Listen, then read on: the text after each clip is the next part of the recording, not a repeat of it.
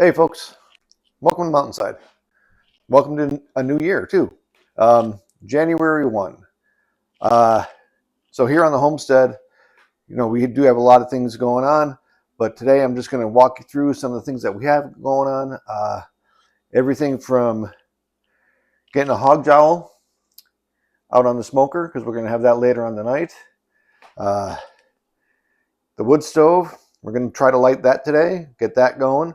We do have, if y'all watch the weather at all, here in Western North Carolina, basically from like Minnesota down to Florida, we have this polar vortex coming down, and it's going to start getting cold. We're going to get the first wave, starting the next couple of days. Temperatures already started dropping today.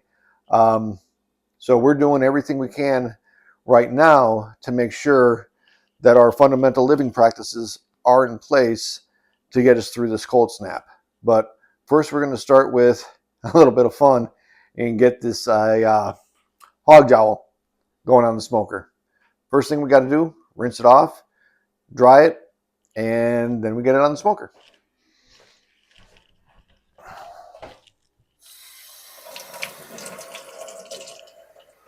So now here we did something relatively easy. This is our basic bacon marinade that Amy used for the hog jowl. And some of you are looking at this going, Ken, why do you want to rinse that off? Well, all this yummy goodness on here, if you leave it on there and smoke it, when you go to fry it in the pan, it'll actually burn faster, which you don't want to do. So you just take it, rinse off all that sticky stuff. It's still got all the flavor through it. We'll put it on our rack. Then we'll actually pat it dry before we get it on the smoker. In case any of you are wondering, no, we are not superstitious people. We do not believe in the luck of all that kind of stuff. Amy's more of a traditionalist than I am. But we do like to have fun. And this is something fun that we could do on the farm. It's still real food for real people that live a fundamental life. So, nothing wrong with it.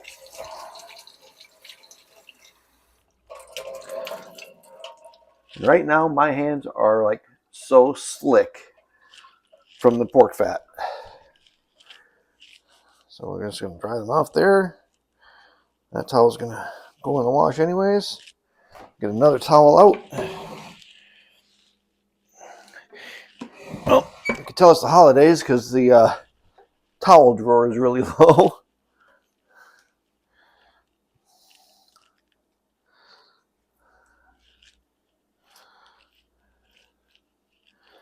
Yeah, it's looking pretty good.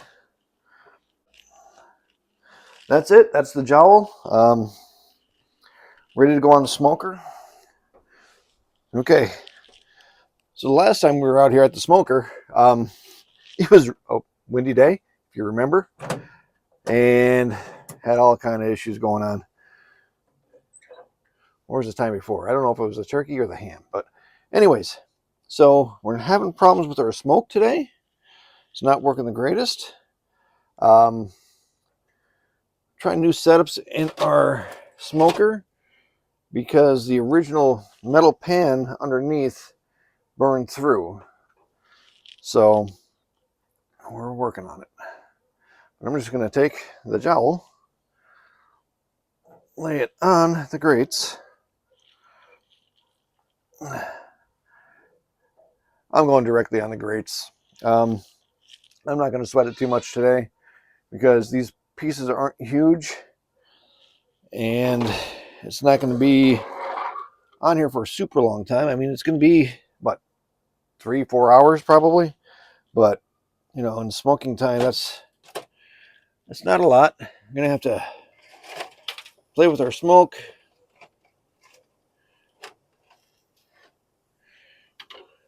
Play with our temperatures. But, that's part of the fun of smoking. So it's not It's not a loss at all. Here, let me turn you around so you can see what I'm talking about. So we have our jowl in there. Down here we have our wood chips. See, right now I've got an aluminum pan in there because this pan has burned through completely. So anytime you put wood chips on there, they fall right through. That's why we have another piece of aluminum underneath to save our wooden deck. And there's some of that wind again. Hope you don't fall over. Okay, so that's set. Let's go back inside. Okay, folks. So before we light the wood stove, I want to have something to go in it. So I am preparing some sourdough. I have my recipe here.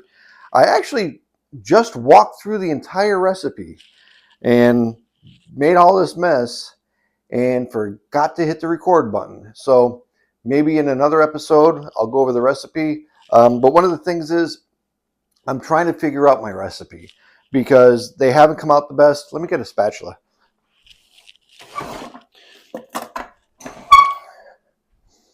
Not that the flavor has been bad or anything, but I'm trying to get better at it. Now I've tried, here I'm using a measuring method, so I'm measuring in grams. I've tried other recipes where it was more like measuring cups, whether it's, 3 cups of flour to 1 cup of starter and blah, blah, blah.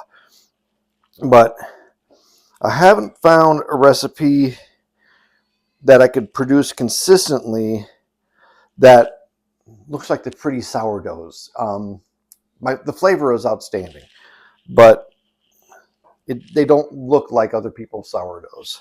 So I'm trying to get better with that. Not that I'm trying to compare myself to others. I'm just trying to improve, the fundamentals of what I'm doing here. Because if we could continue to produce the sourdough and have a basic fundamental practice of it, it's better for you. So, and I'm just going to keep on mixing this until I get to the consistency. It's not sticking all over my hands, because that's one of my problems. It usually is too sticky and tacky. The last one I did, when I did a measuring method, like measuring cups, it was too dense. So I made it not sticky enough, I guess.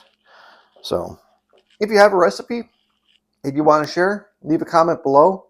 If I remember, I'll leave my recipe in the description. But like I said, I got to get this ready to go in the wood stove later. One of the things with doing sourdough, at least the way I do it, when we're making the dough itself, my recipe calls for a bread flour.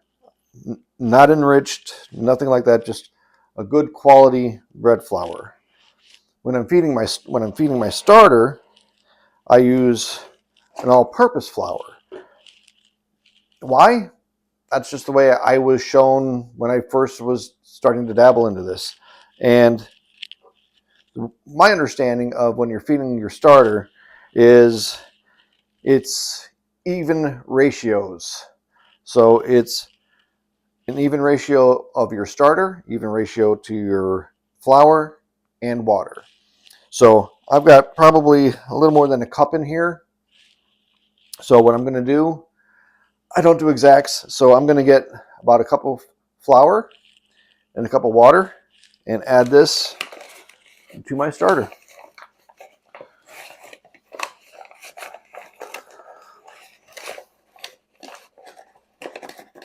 Like I said, I don't do exacts. So we do the flour. And I do use warm water. Our water is well water, as we've said before. We don't filter it or anything like that, so it's just straight well water. And then, again, use my rubber spatula. Mix it in as best as you can. And I just do it to the point of not seeing, any dry flour sitting around.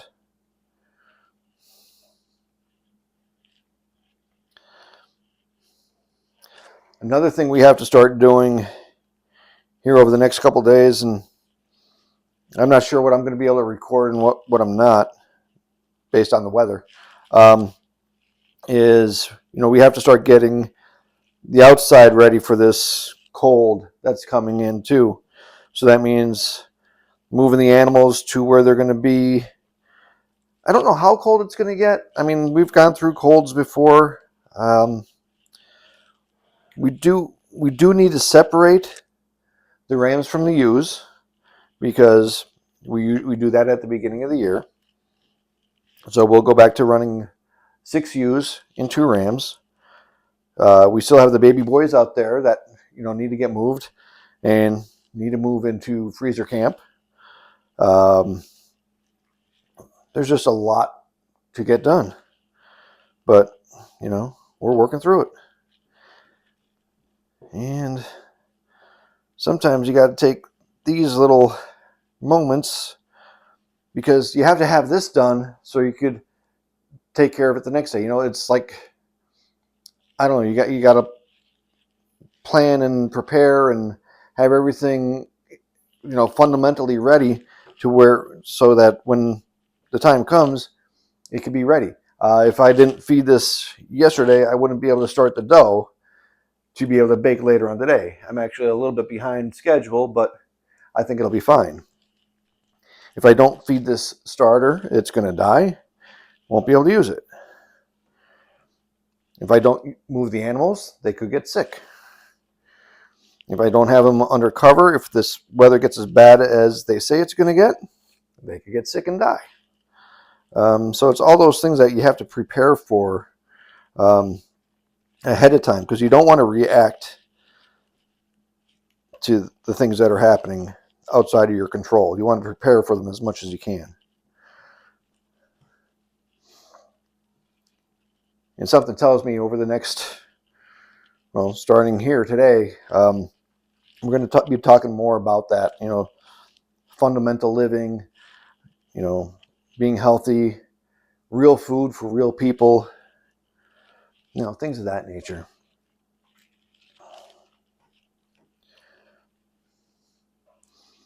And I'll explain why in a later video.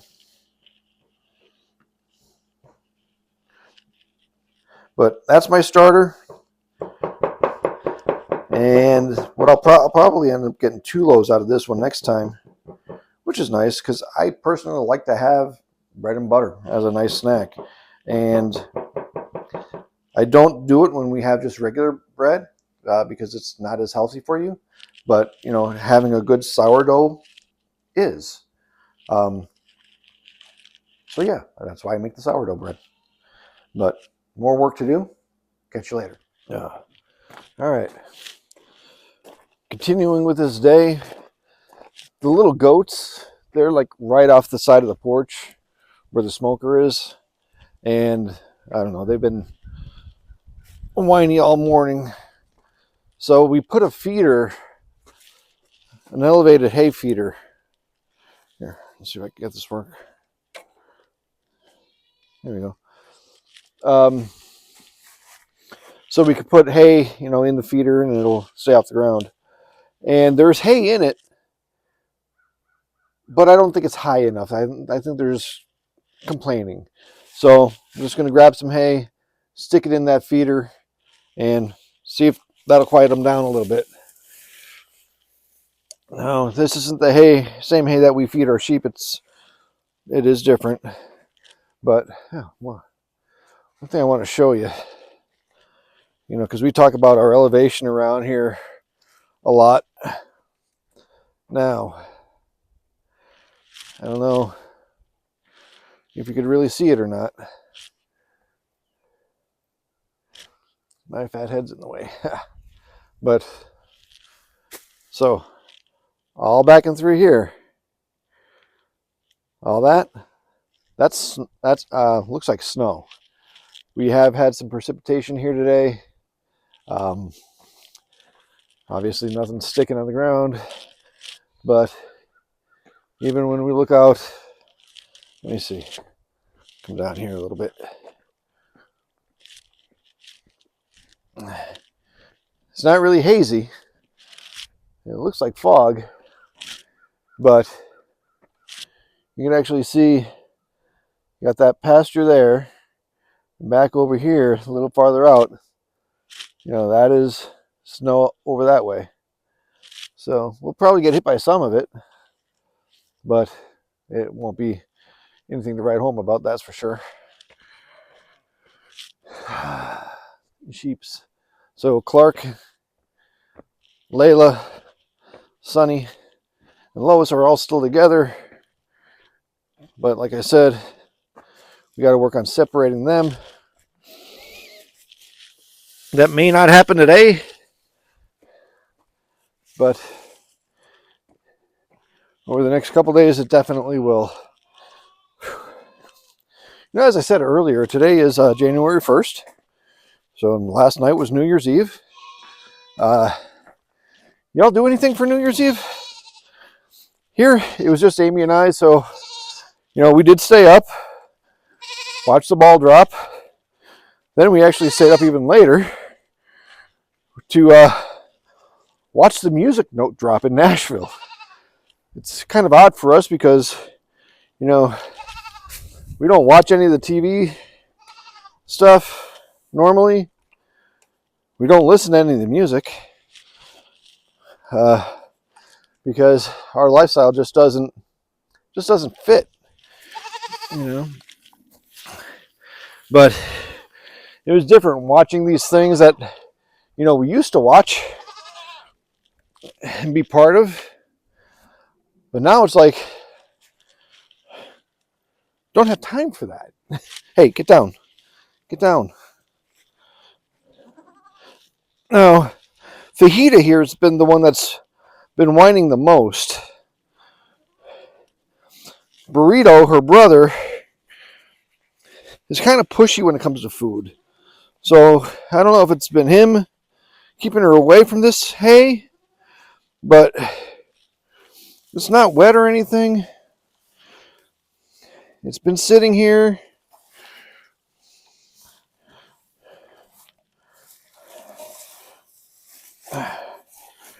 So I'm just going to top it off like that and see what they do. He's skittish. Her, not so much. She's very soft, though. She's a good girl. Yes.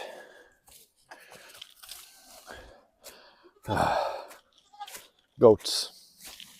What? You got plenty. You got plenty. I'll get you some more water, too.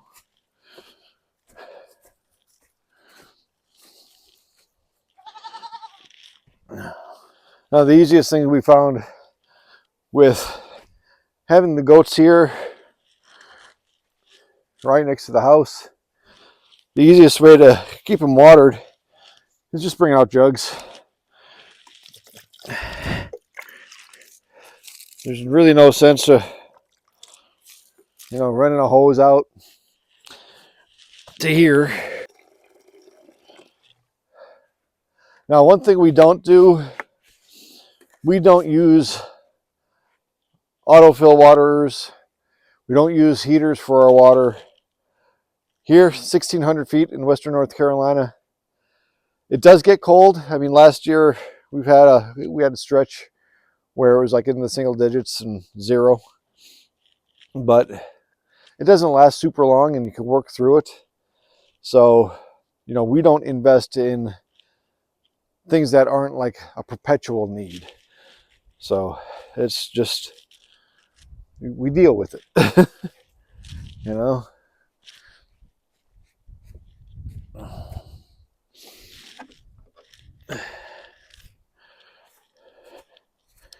If we were in a colder climate or if we were at a higher elevation, maybe, but I don't know because that's not where we're at. We're here.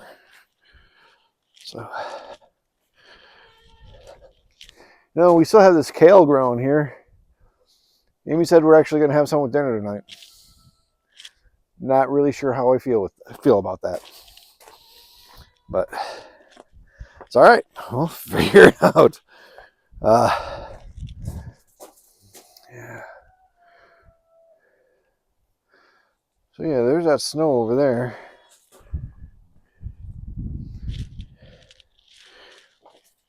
if I can, when I'm editing, I'll try to zoom in a little bit more.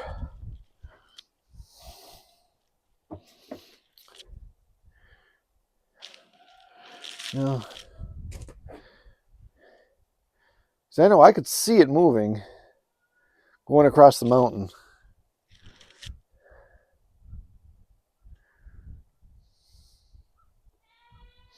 I'll tell you what, if it does start snowing here, like it's snowing there, I'll make sure I come back outside and record it. But I just came out, didn't really dress for being out here for too long. It's mid-30s, wind's blowing, so I'm gonna get inside. Oh, there it is, right there. So if you could see that, that is a rainbow.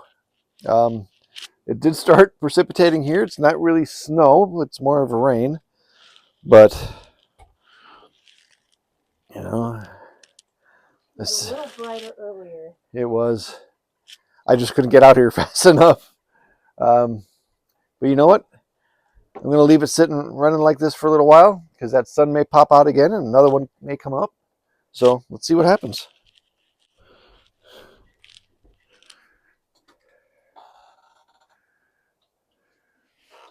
Still kind of see it. Okay, there's one.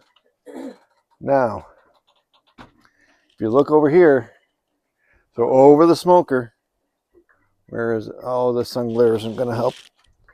Oh, wait, no, it's going to come back. There it is. There it is.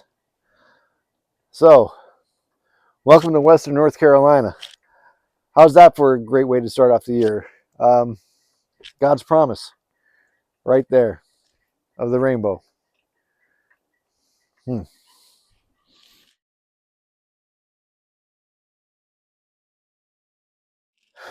Okay, folks. Later on in the day now, Amy's gone for a run. You know, got to take care of ourselves. So she's doing her run now. I'll do mine when she gets back. But we're at the point of getting the wood stove lit. I mean, I couldn't do any content while I was outside doing things because the weather has just been on and off. Mixed precipitation. So, but here we are. It's almost 5 o'clock. Gonna light this while Amy's not here, and hopefully I don't smoke the kitchen out. So, because that does happen. One of the things with these old cook stoves, at least my challenge is getting it hot fast, keeping it hot so it doesn't smoke. I believe I have the flue set correctly, and I've got my little pile started inside. And once I get it going, I'll show you what it is. I don't know if a lot of you have seen something like this before.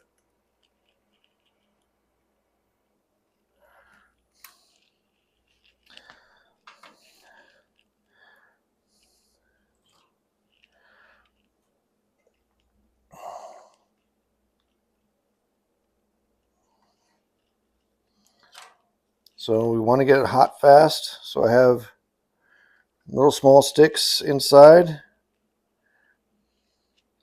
that will hopefully burn fast and get everything going outside. And you can see it starts to smoke real fast. The top itself will naturally smoke because of what's on it. It's been treated, well, cleaned. No treatments on it. But if we keep that at a minimum, that would be great.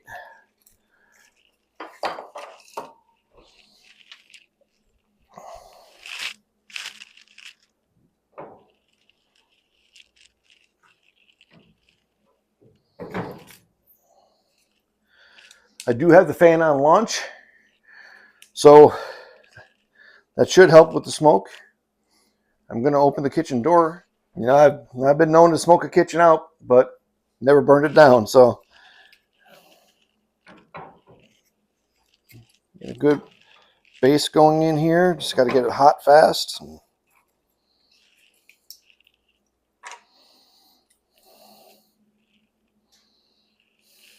Keep it hot.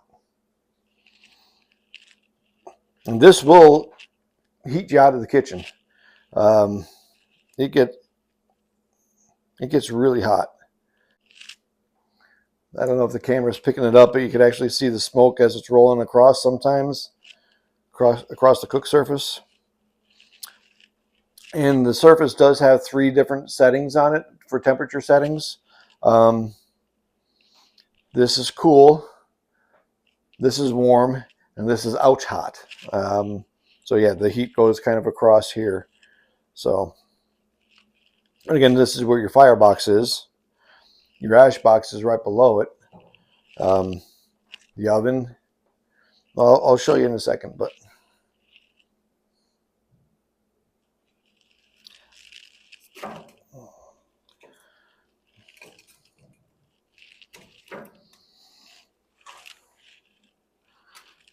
got some good stuff going on in there.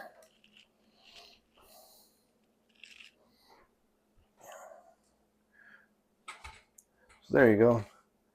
So yeah, so I was saying this is the ash box here. This is actually storage. So I'm actually going to take this out now because this is the pot that I use to bake my sourdough in. So that's got to come out. You have some cast irons down there and stuff. That's the oven.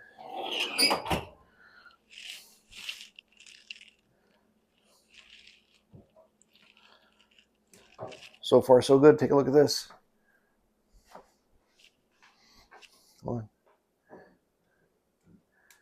So, got it started in there. Got to go get some more wood, and we'll get back.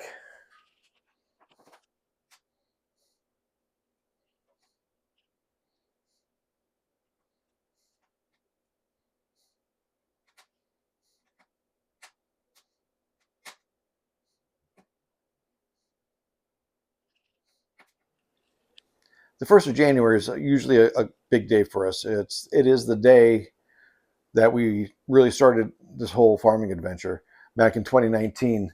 And let me just put the pictures of our first coop right about here so you could see how we started.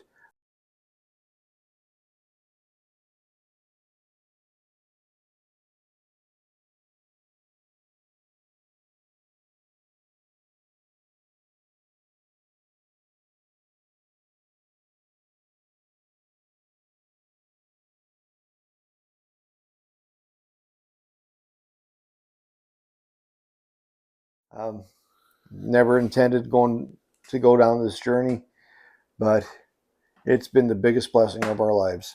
And we try to make sure at the beginning of the year that we're doing something project oriented, but this year not so much. There is a big project going on. It's not the greenhouse, it's not the high tunnel, but it's being worked on, and hopefully we'll be able to make that announcement soon. And it's a life changer for us. So stay tuned to see what that's all about. But when we get back to this, we're going to put the sourdough in. I got to go check it, as a matter of fact, so I'll be back. So a few minutes later, we are in a kitchen full of smoke.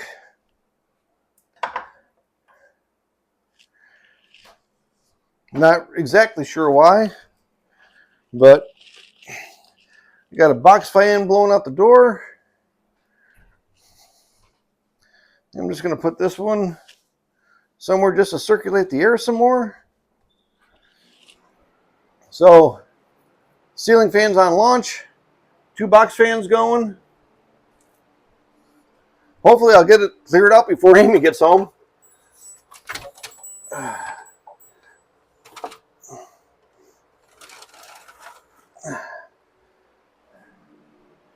Whew. Definitely did not intend for this to happen. Now the oven does have a thermometer on it, but not sure how accurate it is.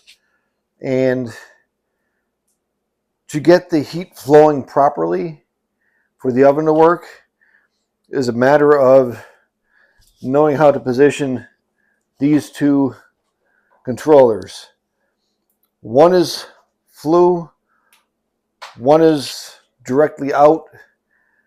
I'm still not exactly sure which, because I look it up every year. I did not do that this year, but I believe that one is in the right position. It stays in that position so smoke goes out. But I just put this one down to see if it starts to warm up the oven, because the needle hasn't even moved yet.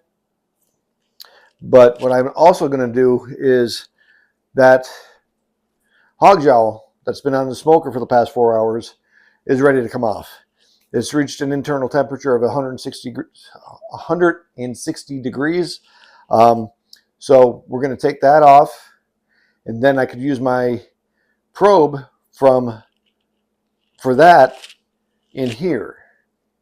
And that's what I do on the smoker. I use one of the electronic probes, and I can check the temperature inside the oven here.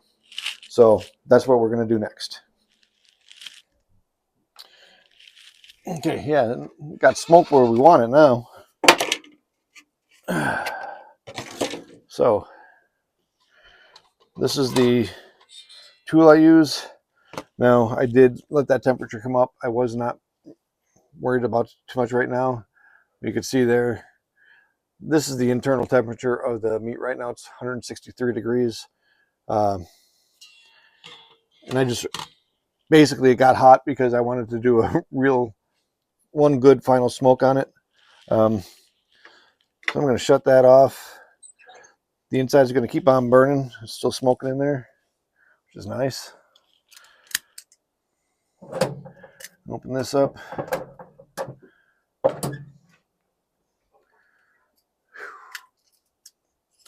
I just put that in there at the end. Let's see how hot we were. Now, well, it's dripping all over the place. There we go. That's some hot hog jowl right there. All right, we're gonna trim that up a little bit, and that's gonna be part of our dinner tonight. So let's get it inside. Now, one of the other things about this time of year is there's definitely a retraining and learning curve. Not only to get the wood stove up and running, but then also not to use the surface of the wood stove to put anything on. You know, when I was coming back in with the hog jowl, my natural instinct is to place it here. So I had to keep a really conscious note in my head saying, hey, make sure you put it on the electric stove so you don't melt your cutting board. So that's there. I brought in my handy dandy thermometer with meat probes, and what I do is simple, just like I would do in the smoker. I just take it, and at this point I'm just going to kind of lay it in the middle on one of the grates, close it back up, keep it closed. Now the thermometer did start to move. It looks like about 150 right now. And it's going to take a minute for that to read. So far so good. If you've noticed, all the smoke is cleared out. So getting the 2 box fans up and going really quick helped. Still have the kitchen window open. You can see we're still getting some smoke out of here. Still don't know exactly why, but maybe that's just how it is. So we'll just keep it hot, keep it going, see where we net out. Okay, folks, back from my run. Amy did a great job keeping the stove going, but unfortunately, it's only about 230 degrees inside the oven. So I am not going to try to do the sourdough in there, but we do have some cornbread going in there. So that's a nice thing. Here on the real hot side, so this is where the firebox is, we have the jowl going and the iron skillet on the stovetop. Then we have greens in this pot and beans back here. So they were just boiling, so I had to kind of pull them over to the cooler spot. But that's kind of a normal day around here, especially in the winter. So with that said, I'm going to peace out, go have some dinner. Y'all take care now.